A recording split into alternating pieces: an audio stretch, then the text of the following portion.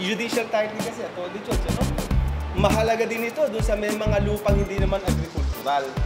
Halimbawa, lupa mo, commercial o industrial, na matagal ka nang nakapwesto, hindi ka naman pwedeng mag-agricultural tree patent. Ang ginagamit mo, judicial.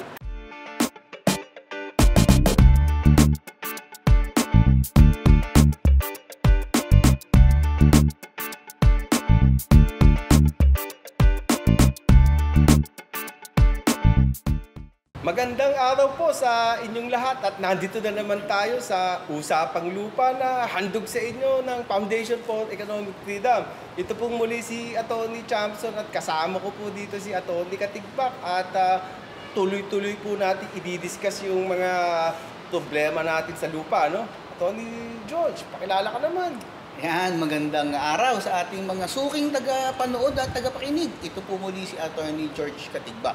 Ayan. Ngayon pong pagkakataong ito ay dadagdagan natin ang ating mga kaalaman tungkol pa rin dito sa pagpatitulo ng lupa. Doon po kasi sa previous na episode natin, ang pinag-usapan natin ay ang mga pagbabagong na idulot ng RA 11573 doon sa ating administrative titling. So dito naman po sa episode 3 na to, pwede natin pag-usapan naman yung mga pagbabagong dulot nito sa judicial titling. Ano? Pero Sir Erwin, bago natin isa-isahin ang mga pagbabagong dulot nitong bagong batas nito, lagyan natin ng konting context, ika nga. Ano ba yung context? Parang konting background. So, bakit po ba isinulong din dito sa RA 11573 na magkaroon ng pagbabago doon sa proseso ng requirement sa pagpatitulo sa korte? Ayun, yung tinatawag nating judicial titling, itong RA 11573, bagamat napakaingay nitong diskusyon tungkol sa agricultural tree patent, yung mga pagbabago doon, bahagyang-bahagya lang napapag-usapan yung pagbabago dito sa judicial titling. Kasama ito, yung Section 48 ng Public Land Act ay nirevisa din ng Republic Act 11573. Ngayon, bakit ba nirevisa? Konteksto hinahanap po, Atty. George. Kasi ganito yan yung requirement dito, pahirap ng pahirap habang tumatagal, lumalayo dun sa 1945, hindi na kayang i-comply nitong mga kababayan natin na nagpapa-judicial titling yung requirement ng documentary evidence at saka testamentary evidence. Kaya panay mga desisyon ng korte dyan, panay reject ang mga application ng mga kababayan natin. Yung judicial title kasi, Atty. George, mahalaga din ito doon sa may mga lupang hindi naman agricultural. Halimbawa, lupa mo, commercial o industrial, na matagal ka nang nakapwesto, hindi ka naman pwedeng mag-agricultural tree patent. Ang ginagamit mo, judicial. Yun nga, nabibigo ang mga kababayan natin sa mga proseso dahil ang ebidensyang itinakda ng Supreme Court ay napakabigat. Mamaya, i-discuss natin yung mga naitakda na yun ng Supreme Court natin. So, ibig sabihin, dyan sa mga, dahil sa kahigpitan ng mga dating rules and regulations, ang haba na ng pinagdaanan ng mga aplikante, pero bigo pagdating sa dulo. Sa bigo, after 12 years apil-apil na ganyan, 12, 16 years, ang ending nito, hindi naka-diploma to, walang diploma dito. Hindi naka-graduate. Ang ending dito ay parang pipit na umiyak yung mga aplikante natin. Napaiyak dahil sabi ng Supreme Court ay, reject ang mga application ito. Okay, so siguro, tamang panahon na para baguhin ito. So siguro isa-isahin na natin kung ano ba itong mga pagbabagong dulot ng RA 11573 na to, Sir Erwin. Ano ba yung unang pagbabago na, malaking pagbabago na dulot nitong RA 11573? Okay, babalik tayo kasi sa Section 48 ng Public Land Act. Dapat kasi ang sabi dito, yung judicial confirmation of imperfect title ay maaari kung ikaw ay mayroong open, continuous, exclusive, notorious possession of Yun ba yung OSEN na tinatawag? OSEN. Oo, OSEN. Alienable and disposable lands of the public domain since June 12, 1945. Naku po. Under a bona fide claim of ownership. Parang may gera pa ata nun eh. 1945. Naku po, Hapon pa. June 12, 1945, hindi pa po na ibabagsak ang atomic bomb noon. Sa So tama ako, may hapon pa pala. May hapon pa, nagbabakbakan pa dito, parang Ukraine pa to. Ayun ang requirement, ano? Paano ka naman, sir, mag-apply ng ano dyan kung may gera pa? Napakatagal na yan ng 1945 to 2022, mahigit itong 70 taon na, ang mga ebidensya na pagpapatunay na in possession ka since 1945 ay napakahirap i-produce. So parang maghahanap ka ng mama na magsasabi na ikaw ay nakatira doon noong 1945. Malamang namatay na itong mga ito. Oo. Yung mga mamang sinasabi mo, ano? Kasi kung ipinanganak ka ng 1935, 1945, di batang pastid ka pa lang nun. Paano mo masasabi kung sino may-ari ng lupa kung 1935 ka pinanganak? Tama. So ang makakapagsabi lang nito ay yung mga ipinanganak noong 1925. Naku, 95 years old na yun, hindi na makakapunta sa SM yun. Sa korte pa, ano, para magbigay ng testimonya. So wala na. Yung mga dokumento naman, yung since 1945, nabanggit mo yung World War II, karamihan ng mga tax declaration na nasunog, ano? Nasunog kasi yung mga dahil sa digmaan yung mga munisipyo ay sinusunog yung mga Hapon, kwento ng matatanda, sinusunog daw. Kaya walang tax declaration. Dahil dito, problem ang pagpapatitulo using judicial process. Dahil yan ang hinihingi ng korte. Kailangan ayon sa batas ay ipakita mo na meron kang tax declaration mula 1945. Ganun po ang meron bang opisina kayo nag-i-issue ng tax declaration noong 1945? Meron naman po, pero bihira. Yung mga hindi na pinsala nung digmaan. Bihira po yun. Ang karamihan po ay 1948 ang nakikita natin mga tax declaration o 49. Napakahirap pala talaga dyan. Dyan pala. Ito kasi yung pangalawang pagbabago, ito yung sinasabi nila na tungkol sa sa certification naman ng AND at the George. Oo, tama. Nabanggit nga yan, certification ng AND. Mahalaga yan kasi requirement nga yan ng batas na hinihingi yan ng korte na kailangan may certification ng AND. Yung certification, lalo naman yung ibinibigay ng opisina ng gobyerno. Pero sino ang pipirma? Meron kasi, ang alam pagkakalam ko dyan, meron desisyon ng korte na nagsasabing sapat na si Senro ang pumirma ng certification ng AND.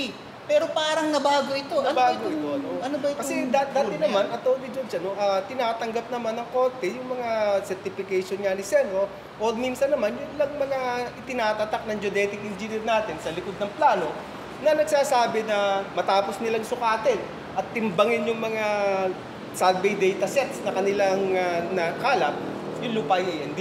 Tinatanggap dati yan. Kaya nga lang, nagkaroon ng decision ng korte dito, yung tinatawag natin na non-properties decision. Kung saan, inirequire ang actual certification, hindi ng geodetic engineer, kundi ni secretary ng DENR. Mahirap ata yun. Napakahirap kunin ng certification ng secretary ng DENR. At ano ang nangyari ito? Atty. George, may balita ka ba nung naging requirement itong certification ng AND na to? Sa tingin ko, pagka ganyan, mahirap kasi magbabottleneck yan sa opisina ng secretary.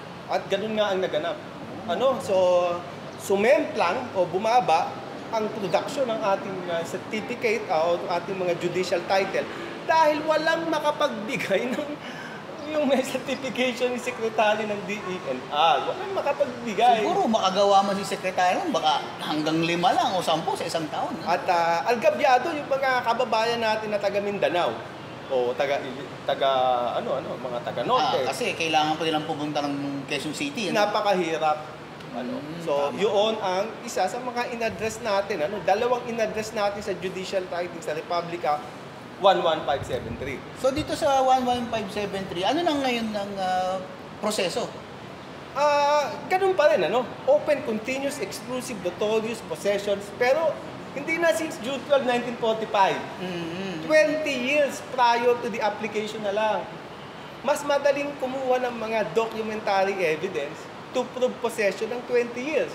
At madali rin kumuha ng mga testimonya. Kasi malamang buhay pa. Ng mga testigo. Kilala pa nila mismo. Malalakas pa itong mga tao na to. Siguro mga 40, 50 anyos. At saka siguro mga nasa computer na yung mga tax declaration na yan ng mga munisipyo.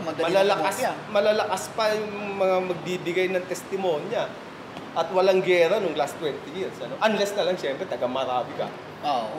Pero tingin ko, yung mga nasa lantanang bagyo. Pero bihira na yun. Bihira na yun.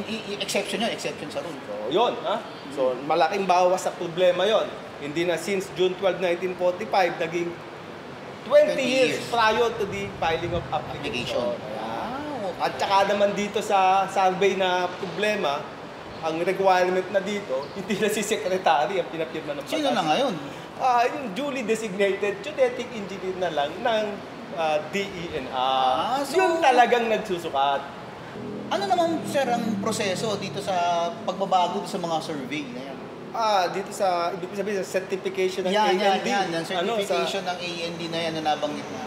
Diba nga dati, ang nire-request ay certification ni secretary, Ang sabi dito sa bagong batas, hindi na si secretary ang magse-certify, kundi yung duly designated geodetic engineer na talagang trabaho kasi nun ng DENR. Siya na magsasabi. So, saan tamang tao nakakaintindi ko anong certification ito? Oo, dahil sa batas, under geodetic engineering law, talagang mga geodetic engineer ang itinalaga ng batas upang kumalap ng mga datos, iproseso at ipresenta ang mga datos na ito pag ang pinag-uusapan natin ay mga punto sa lupa, sukat ng lupa, mga boundaries.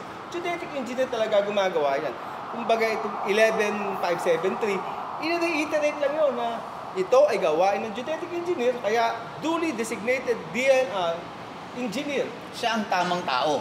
Yan ang kanyang trabaho. Swak na yon dito sa batas natin. So, Sir Erwin, ibig sabihin, nabago ng batas na to yung mga naging desisyon ng korte dito sa usapin ito. Ganon ang mangyayari doon dahil siyempre yung korte nakabatay lang ito, nakatingin lang ito sa batas.